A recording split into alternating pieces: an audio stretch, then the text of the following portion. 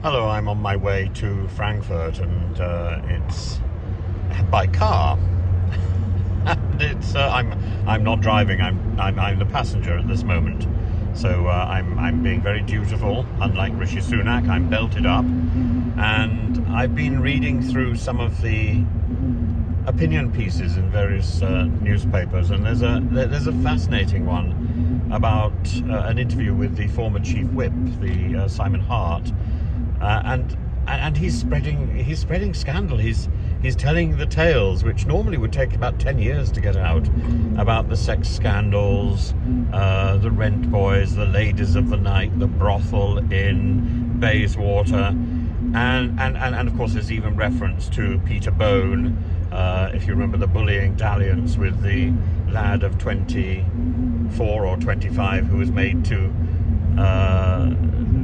observe Peter Bone sit with his hands between his legs, as a form of punishment. God knows for what. And Peter Bone was asking for advice. Well, there's not much sympathy you're going to get in that situation, and he didn't get very much sympathy. He also tells the rather amusing story about Matt Hancock and the dalliance there. And Matt Hancock says he wants to ask permission to do reality TV. He's going to do it. He's going off to the jungle tomorrow. So Matt, you're not so much as asking me as telling me. That's probably something that Gina would have said as they were fumbling together in the station. Oh, let's make the stationery cupboard move. But who knows? Who knows what was actually said? What I find so interesting about the article in the Daily Mail is the story about three particular ministers: Lucy Fraser, Michelle Donnellan and Kemi Badenoch, all of them useless in their own way.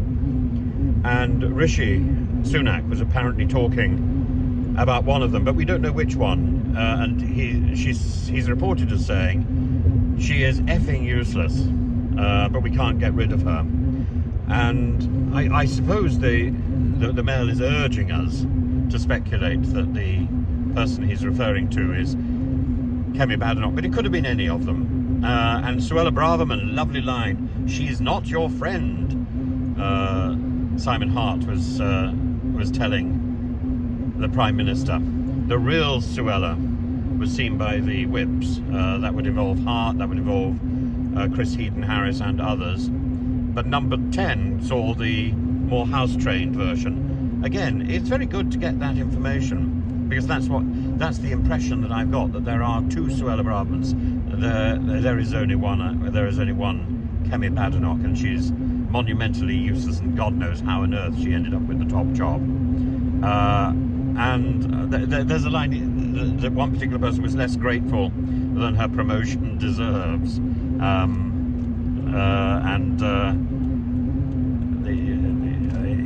He explains how he was. Hart explains how he was chatting with Kemi Badenoch about all the trans stuff, a mutually usable subject, but she lies in a permanent state of outrage. She must be so tired. What a brilliant observation. And Chris Pincher, of course, he bemoans that Chris Pincher, who was in the whip's office, he bemoans that he's lost his job, his money, his friends. It's unbelievably harsh, but, and here's the stinger, maybe he will now realise that squeezing people's arses is unacceptable.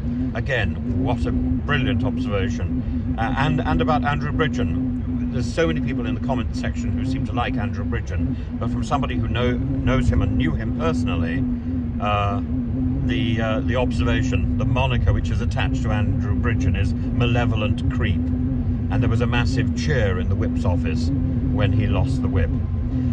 It's when you read and you observe the sort of stuff which is coming out from Simon Hart, which is being printed in the Daily Mail with impunity, that it sinks in that wonderful observation, which wasn't very carefully recorded in British media, when Angela Merkel was having a meeting with President Erdogan in about 2017, when Erdogan was pushing for the presidential system to be adopted rather than